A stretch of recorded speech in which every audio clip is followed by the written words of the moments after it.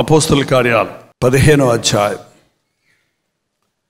22వ వచనం దగ్గర నుంచి చదువుతున్నాను, వినండి. అప్పుడు సహోదరులలో ముఖ్యులైన బర్సబా అను మారు పేరు గల యోదాను శీలను తమతో ఏర్పరచుకొని పౌలుతోనూ బర్నబాతోనూ అంతియోకాకు పంపుట యుక్తమని అపోస్తలులకును పెద్దలకును సంఘమంతటికి తోచెను.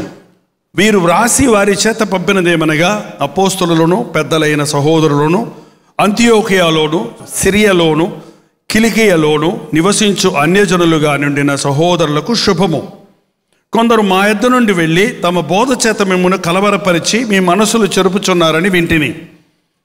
వారికి మేము అధికారం ఇచ్చి ఉండలేదు కనుక మనుష్యులను ఏర్పరిచి మన ప్రభు అయిన యేసుక్రీస్తు పేరు కొరకు తమ్మును తాము అప్పగించుకున్న బర్నబా పౌలను మన ప్రియులతో కూడా మీ వద్దకు పంపుట యుక్తమని మాకందరికీ ఏకాభిప్రాయము కలిగను. అది సంఘం. సంఘంలో ఎవడిష్టానుసారంగా వాడు ఉంటే అది సంఘం కాదు. సంఘంలో ఎవరి పనులు వారు చేయాలి. దేవుని రాజ్యం కట్టడం అనేది గొప్ప పని. ఆ పనిలో ప్రతి ఒక్కరూ వాడబడాలి. ప్రతి ఒక్కరూ ఏక మనసుతో ఉండాలి. ఏకాభిప్రాయము లేనిది క్రీస్తు యొక్క సంఘము కాదు, ఆయన ప్రణాళికలో ఉన్నది కానే కాదు. ఏక మనస్సు, స్టేజ్ మీద నిలబడిన వాడితో ఆ మూల కూర్చున్న వ్యక్తితో సహా ఏకాభిప్రాయం కలిగి ఉండాలి, ఏక దృష్టి కలిగి ఉండాలి.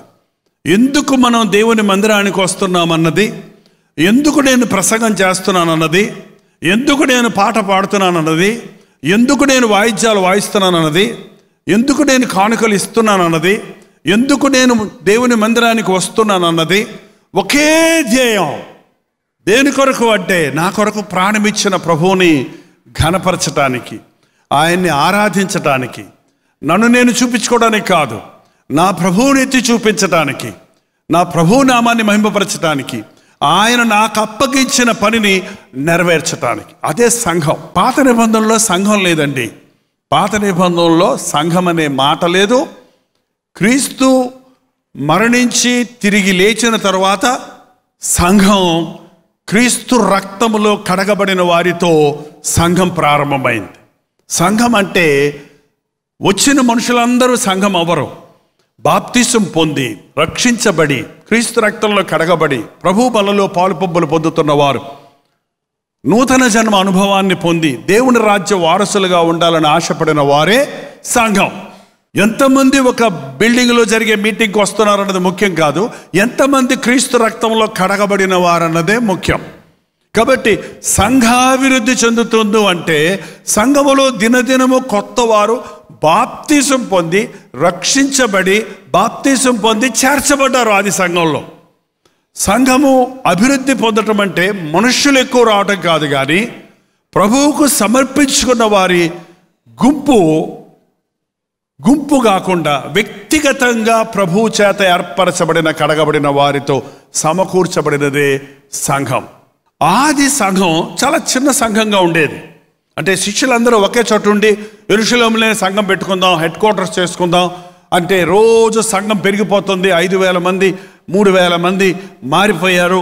160 మందితో ప్రారంభించిన సంఘం అనుదినము కొత్త వారు చేర్చబడుతుంటే హాయిగా వాళ్ళందరూ సమిష్టిగా వారికి ఉన్న ఆస్తిపాస్తులన్నీ అమ్మేసుకొని అందరూ ఇంటింట కూడుకొనుచు ప్రార్థన చేసుకుంటూ పరలోకాన్ని భూలోకంలో అనుభవిస్తూ ఉన్నారు. కానీ దేవుడు చెప్పిన మాట మర్చిపోయాడు. ఏం చెప్పాడు దేవుడు?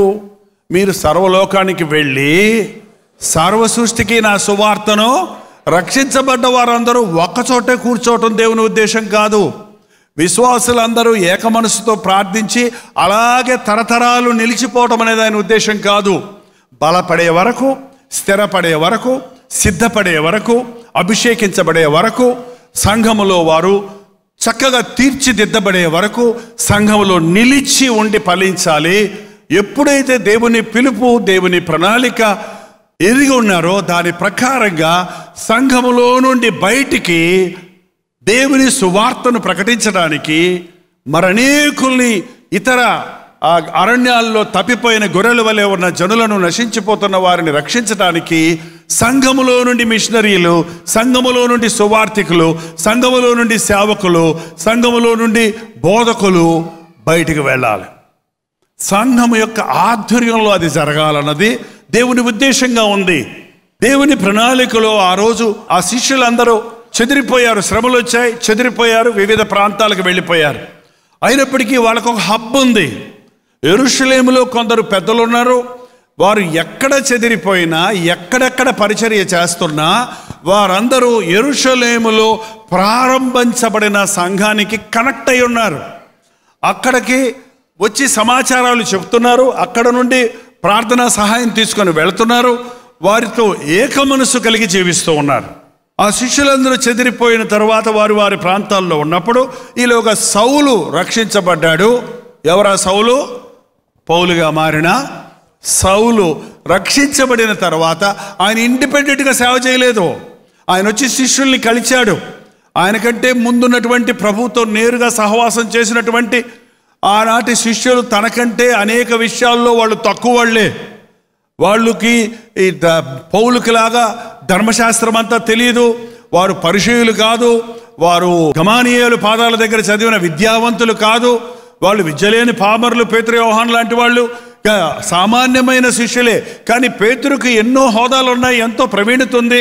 నేరుగా ప్రభు దర్శనాన్ని చూశాడు, ప్రభువును పిలుపుని విన్నాడు, ప్రభు చిత్తాన్ని ఎరిగాడు. అయినప్పటికీ నాకు సహవాసం కావాలి, అయినప్పటికీ నాకు నా తోటి సేవకులతో ఏకత్వం కావాలి, వారి యొక్క ప్రోత్సాహం కావాలి, వారు నా కొరకు ప్రార్థన చేయాలి అన్న ఆశ కలిగి సంఘంలోనికి వచ్చాడు. అప్పుడు సంఘం వారిని ప్రార్థించి పంపించిందట. ఎవరికి ప్రార్థించింది? 25 చూద్దాం. గనుక మనుష్యులను ఏర్పరచి, దేవుడు ఏర్పరచుకున్నాడండి. నిన్ను ముందుగానే ఏర్పరచుకున్నాడు. మీరు ఒక సూపర్ మార్కెట్కి వెళ్తే మీరు కొన్ని వెసల్స్, కొన్ని పాత్రలు కొనాలనుకుంటే మీరు కొనుక్కునేటప్పుడు ఏమన్నా ఆలోచించి కొంటారా, లేకపోతే ఉన్నాయన్నీ అలాగా పొట్టలు వేసుకొని తెచ్చుకుంటారా? చెప్పండి.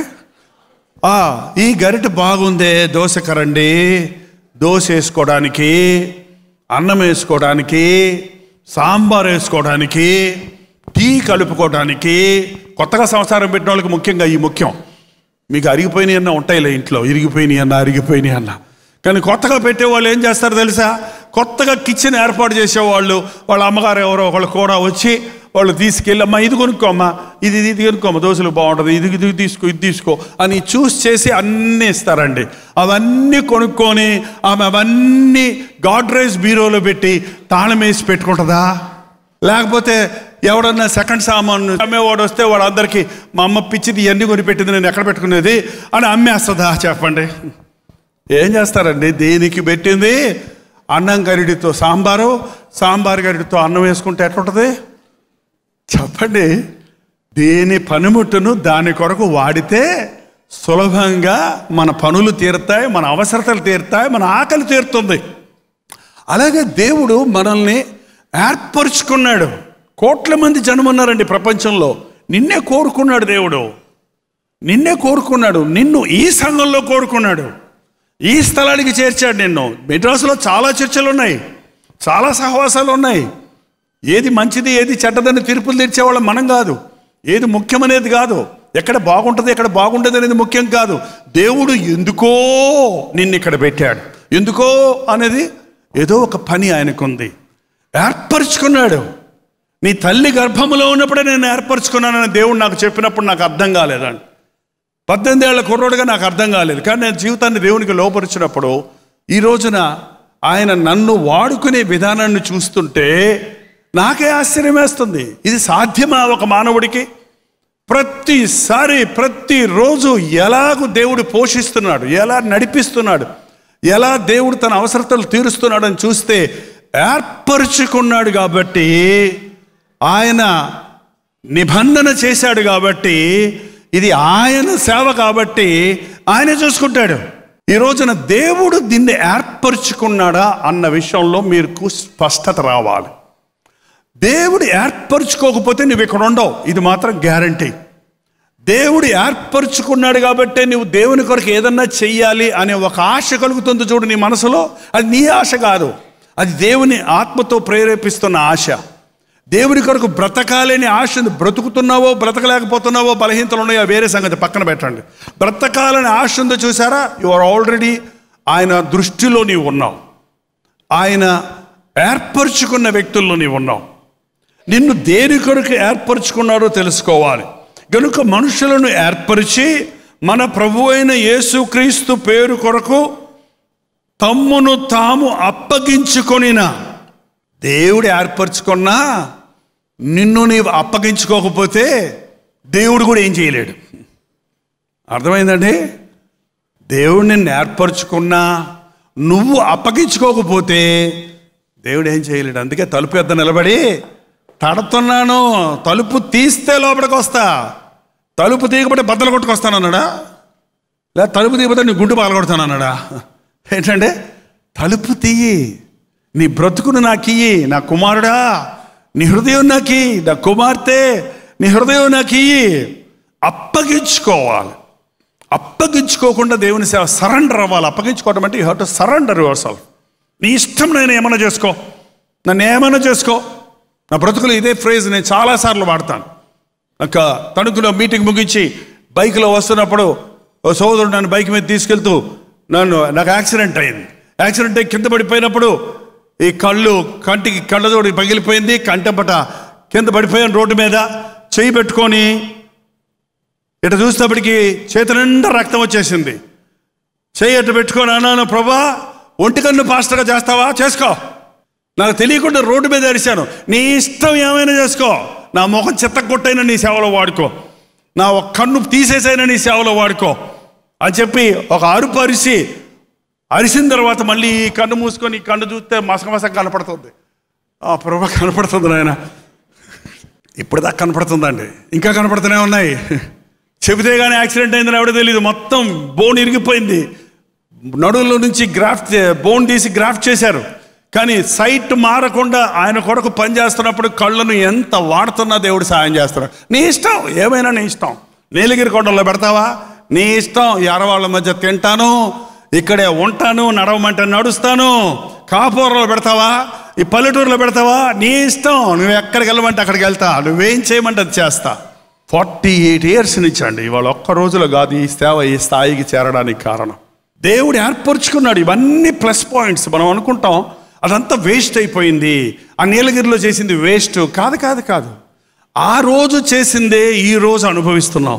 ఆ రోజు నేర్చుకున్న పాఠాలు ఈ రోజు పరిచర్యలో ముందుకు సాగడానికి సవాలుకరంగా ఉన్నాయి. దేవుడు ఏర్పరచుకున్న వారిని కోరుకుంటున్నారు. నువ్వు అప్పగించుకోవాలి, యేసు ప్రభువుకి అప్పగించుకోవాలి. మేము పాస్టర్ గారిని నమ్ముకున్నామండి మోసపోయామండి, సంఘం నమ్ముకున్నామండి మోసపోయామని అక్కడక్కడ చెప్తుంటారు. దయచేసి సేవకులను నమ్మకండి, పాస్టర్లను నమ్మొద్దు. పాస్టర్లకు పరిచర్య చేస్తే లాభాలు వస్తాయని చెయ్యొద్దు. దయచేసి ప్రభువు నిమిత్తం సేవకులకు సేవ చేయండి కావాలంటే, అది వేరే సంగతి. ప్రభువు నిమిత్తమే.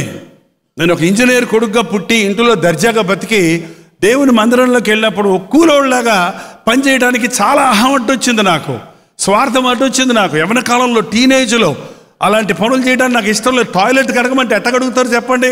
ఎవడో గడిగేవాడు మా ఇళ్ళకి వచ్చి పాకి వాళ్ళు వచ్చి కడుగుతారు అనేవాళ్ళు. ఏంటంటే నేను ఎందుకు టాయిలెట్లు కలగాలి?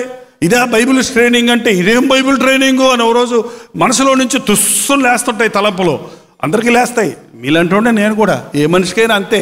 ఇది చెయ్యి అంటే ఎందుకు చేయాలి? నేను పైకి అడవో భయపడో పరిస్థితిని బట్టో లోపల ఎందుకు చేయాలి? నన్ను ఇట్లా వాడుకుంటున్నారు వీళ్ళు, నన్ను చొలకనైపోయాను నేను వీళ్ళకి అని అన్నీ వస్తాయి. అప్పుడు అది అణుచుకొని ఆ స్వార్థాన్ని సిలువేసుకుంటుంటే, స్టెప్ బై స్టెప్ చెయ్యని దానికి తిరుతుంటే, లేనిపోని నిందలేస్తుంటే, నోరు మూసుకుంటే యేసు ప్రభు సారూప్యంలోనికి మలచబడతాం. అప్పగించుకోవాలి. ఏదైనా సరే నా ఇష్టం వచ్చిన చోటకే సేవకి వెళ్తానంటారు కొంతమంది. కానీ ఈ సంఘ పెద్దలు వాళ్ళ పేర్లు రాయలేదండి ఇక్కడ. వాళ్ళు కొంతమంది పెద్దలు ఉన్నారు అక్కడ, వాళ్ళు అసలే వీళ్ళని అభిషేకించి పంపిన వాళ్ళ పేర్లే వేసుకోలేదు ఇక్కడ. వాళ్ళు ఎవరో కూడా తెలియలేదు ఇక్కడ. వాళ్ళు ఆనాటి మొదటి దినాలలో ఉన్న శిష్యులలో కొందరు ఆనాటి రక్షించబడిన వారి పెద్దలలో కొందరు కలిసి కొందరిని అభిషేకించారు. వారు అభిషేకించినప్పుడు ప్రభువు కొరకు సమర్పించుకున్న బర్నబాను, పౌలు అన్న మన ప్రియులతో కూడా మీ యొద్దకు పంపుట యుక్తమని మాకందరికీ ఏకాభిప్రాయం వచ్చింది. అంతా సంఘమంతా కలిసి ప్రార్థించి పంపుదామా పౌల్ని, పంపుదామా బర్నబాని, పౌలు బర్నబాలను పంపుదామా, వీళ్ళిద్దరికీ ఇద్దరు సహాయకులు కావాలి. ప్రభు ఇద్దరిద్దరిని పంపారండి. ఒక్కడొక్కడు సేవ చేయకూడదు, అపాయం. ఒక్కడొక్కడు ఏదో చేసేస్తాను అనొద్దు. ఇద్దరుంటే ఒకడు పడితే ఒకడు లేస్తాడు, ఒకడు తిడితే ఒకడు పడాలి, ఒకడు తోస్తే ఒకడు లేపాలి. ఇద్దరుంటే ఈడు నా జోలికి వచ్చేస్తున్నాడు అంటారు. అందుకే కదండి భార్యాభర్తల గొడవ. బతుకున్న రోజుల పేక తిన్నాడు, చచ్చాడు రా బాబు, శని వదిలిందట. ఏంటి భర్త భార్యకి, భార్య భర్తకి అడ్డమా? నీ భర్త లేకపోతే ఈ పాటికి నువ్వేమైపోదువో, మీ భార్య లేకపోతే ఇవాళకి మిమ్మల్ని అడిగేవాడు లేక ఆంబోతుల్లా తయారై ఉండేవారు. పెళ్ళప్పుడు చూడండి, పెళ్లి కూతురు పెళ్లి కొడుకు ఇప్పుడు గడియారాలు ఇస్తున్నారు. ఎందుకు గడియారం? ఏమయ్యో ఒక పెళ్ళయింది, నీకు టైం చూసుకో, నువ్వు ఎక్కడున్నా సాయంత్రం అయ్యేటప్పటికి ఎక్కడికి రావాలి? ఇంటికి రావాలి. భార్య దొరికిన వాడికి మేకు దొరికిందంట, మేకు కట్టేశాడన్నమాట. ఎంత దూరం వెళ్ళినా మళ్ళీ మేకు దగ్గరికి రావాల్సిందే. ఇది దేవుడు చేసిన ఏర్పాటు. ఒంటరిగా ఉండటం మంచిది కాదు, అందుకు ఇద్దరిని చేశాడు. దేవుని సేవ ఒక్కడు చేస్తానంటే అది తప్పు అవుతుంది, ప్రమాదం అవుతుంది. ఇద్దరిని, ఒకడు జూనియరో ఒకడు సీనియరో అది వేరే సంగతి. కానీ ఇక్కడ ఇద్దరు సీనియర్లాగా ఉన్నారు, బర్నబా పౌలు. వాళ్ళిద్దరికిద్దరిని తోడిచ్చారు. 10th క్లాస్ తప్పిన వాళ్ళనా? మా పెద్ద అబ్బాయి గురించి దిగులేదండి, వాడు మంచి ఉద్యోగం వచ్చేసింది. మరి రెండోడు బతికిపోతాడండి, మా మూడోడు అన్నాడండి, 3 సార్లు రాసి 10th ఫెయిల్ అయిపోయాడు, మీతో తీసుకెళ్ళి సేవలో వాడుకోండి అందంట ఒక తల్లి. అంటే సేవకి ఎందుకు పనికిరాని వాళ్ళని కూడా దేవుడు వాడుకుంటాడు, అది వేరే సంగతి, పక్కన పెట్టండి. కానీ నీకున్న శ్రేష్టమైన వారిని దేవునికి ఇస్తావా? నీకు పనికిరాని వాళ్ళని దేవుని కొరకు వాడమంటావా? దేవుని సేవ అంటే అంత చీప్ అనుకుంటున్నారా? ఇది ఒక డాక్టర్ పని కంటే, ఇది ఒక ఇంజనీర్ పని కంటే, ఇది ఒక ఆర్టిస్ట్ పని కంటే, ఇది ఒక ఆటగాడి పని కంటే, ఇది ఒక సైనికుడి పని కంటే శ్రేష్టమైంది దేవుని సేవ. దేవుని సేవ అంటే పోరాడుతాం సైనికుడు వలె సాతాను శక్తులతో. దేవుని సేవ అంటే కన్స్ట్రక్షన్, బిల్డప్ చేయటం. దేవుని సేవను కట్టుకుంటూ రావాలి. దేవుని చిత్తంలో దేవుని జత పని వారిగా మనం పనిచేయాలి. దేవుని సేవ అంటే రోగుల కొరకు, వ్యాధుల వస్తువుల కొరకు విశ్వాసంతో ప్రార్థించి మందులు మాకులు అక్కర్లేకుండానే వారిని స్వస్థపరిచే 24 గంటలు ఎమర్జెన్సీ డాక్టర్ అందుబాటులో ఉన్నట్టుగా అందుబాటులో ఉండాలి. మనం అనుకుంటున్నాం దేవుని సేవ అంటే ఏదో డబ్బులు సంపాదించుకోవడానికి, కోట్లు వేసుకోవడానికి, పోజులు కొడటానికి స్టేజ్ మీద నిలబడి అనే ఒక అజ్ఞానమైన ఒక అపోహ వచ్చేసిందండి వాళ్ళ క్రైస్తవత్వంలో. ఏమో అలాంటి సేవకులు తయారవుతున్న మూలానే, అలాంటి సేవ చేయటం మూలాన నిజమైన సేవకుడు ఎవరో గుర్తుపట్టలేకపోతున్నారు ఈ రోజున, గ్రహించలేకపోతున్నారు ఈ రోజున. దేవుని చేత ఏర్పరచబడినవాడు, దేవునికి అప్పగించుకున్నవాడు, దేవుని చేత సంఘము చేత పంపబడినవాడు. నేను ఎన్ని స్థలాలకు తిరిగినా ఆదివారం అయ్యేటప్పుడు దేవుని మందిరంలో ఉంటానికి కారణం ఈ విశ్వాసుల సంఘము యొక్క ప్రార్థన నాకు అవసరం, మీ యొక్క సపోర్ట్ నాకు అవసరం, మీ యొక్క ఏకాభిప్రాయంతో ప్రార్థించేటువంటి ప్రార్థనా శక్తిని ఈరోజు చాలామంది గుర్తించలేకపోతున్నారండి. గాలిపటం ఎంత పైకి వెళ్ళినా అది ఎవరిదన్నా వాడి చేతిలో ఉండాలా అక్కర్లేదా? ఆ దారం చేత్తో పట్టుకుంటే పరపరపరపర పోతుంటుంది. అది ఆ కొంత దూరం వెళ్ళాక అంటుందంట, నన్ను పట్టుకుంటాను, నన్ను ఇంకా పోనీ పైకి వెళ్ళిపోతాను నేను అని బట్టగా గింజుకుంటుందంట. గింజుకుంటే దారం తెగిపోతే ఏమైపోద్ది? పైకి వెళ్ళిపోద్దా? ఏ చెట్టుకో ఏ ఎలక్ట్రిక్ పోల్కో చించుకొని శుభ్రంగా చినిగిపోద్ది, చచ్చిపోద్ది అనమాట, పనికిరాదు. ఇంకా అది నువ్వు ఎంత గొప్ప వ్యక్తివైనా నీవు దేవుని చేతుల్లో ఉండాలి. సంఘం చేతులు, దేవుడిచ్చిన సంఘానికి అధికారం ఇచ్చాడు. పరిచర్యలో సంఘం ఉంది, సంఘానికి దైవజనులకు దేవుడు అధికారం ఇచ్చాడు.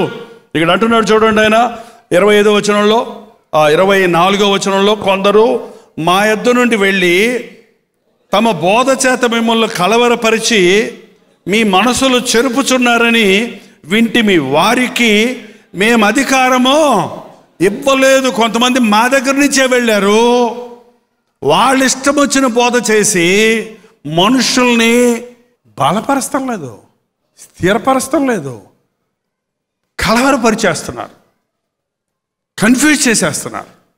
వాళ్ళకు మేము అధికారం ఇవ్వలేదు. They are not appointed God's servants. నువ్వు ఎంత పెద్ద డాక్టర్ అయినా నువ్వు ఆ డాక్టర్గా ప్రభుత్వం వారి దగ్గర నుంచి ఒక అనుమతి రావాలి. ఒక లాయర్ అయితే ఆ లాయర్కి ఒక లైసెన్స్ రావాలి. నీ ఇష్టం వచ్చినట్టు నువ్వు ప్రసంగాలు చేసేసుకుంటూ, నీ ఇష్టం వచ్చినట్టు నువ్వు సంఘాలు కట్టేసుకుంటూ, నీ ఇష్టం వచ్చినట్టు నువ్వు సేవలో ముందుకు వెళ్ళిపోతున్నాను, నన్ను ఎవరు అడిగేవాడే లేడు అనేది క్రైస్తవ సేవ కాదు. అకౌంటబిలిటీ, లెక్కప్ప చెప్పవలసిన వారిగా ఉన్నాం మనం. ఒకరికి ఒకరు లెక్కప్ప చెప్పుకోవలసిన వారిగా ఉన్నాం. ఒకరికి ఒకరు లోబడవలసిన వారిగా ఉన్నాం. ఒకరి ఎడల ఒకరు యథార్థం కలిగిన వారు కలవలసిన వారిగా ఉన్నాం. దేవుడిచ్చిన అధికారం, మా అధికారం లేకుండా, మాతో సంబంధం లేకుండా వెళ్ళిపోయి వారు కలవరపరుస్తున్నారు, స్థిరమైన పరిచర్య చేయటం లేదు. గనుక మనుష్యులను ఏర్పరిచి, ఎవరికి తెలివి ఉందో, ఎవరికి డిగ్రీలు ఉన్నాయో, ఎవరికి డబ్బులు ఉన్నాయో, ఎవరు గొప్పోళ్ళు అని చూసా ప్రభువుకు అప్పగించుకున్న వారిని ఏర్పరిచి మీ దగ్గరికి పంపిస్తున్నాం. ఎవరండి ఆయన? ఒకడు బర్నబా. ఎవరు?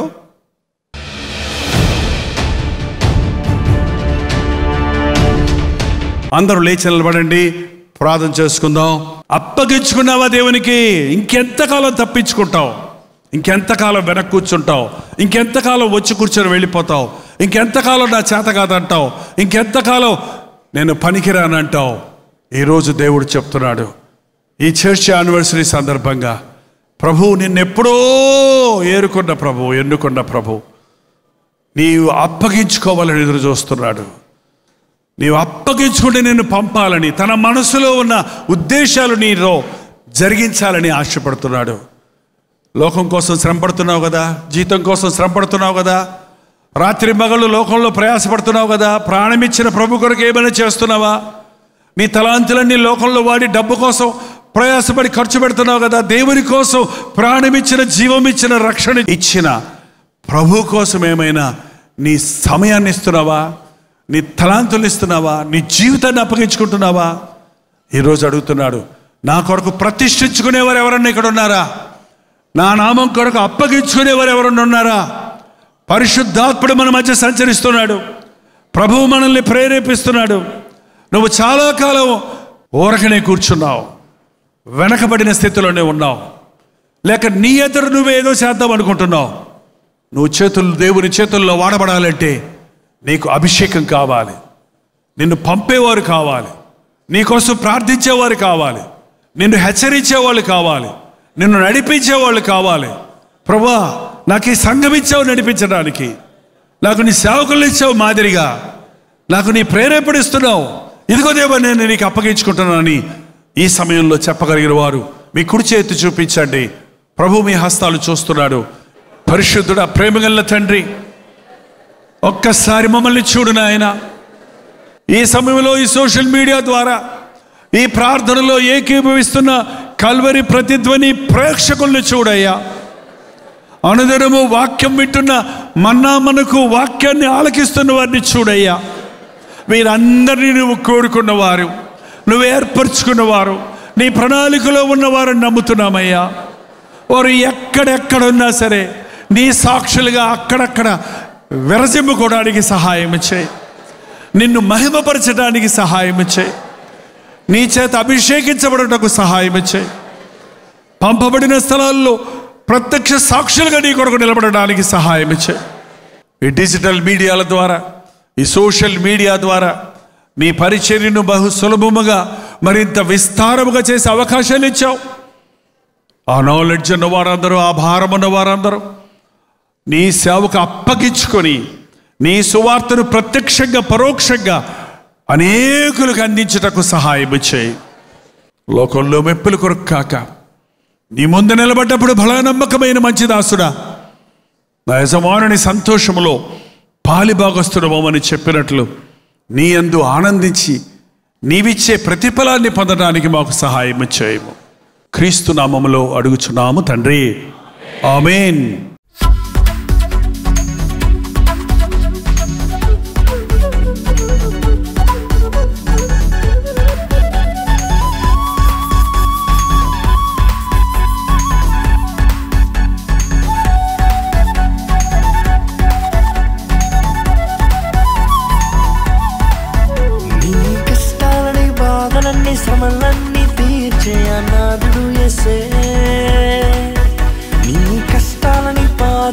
శ్రమల్లో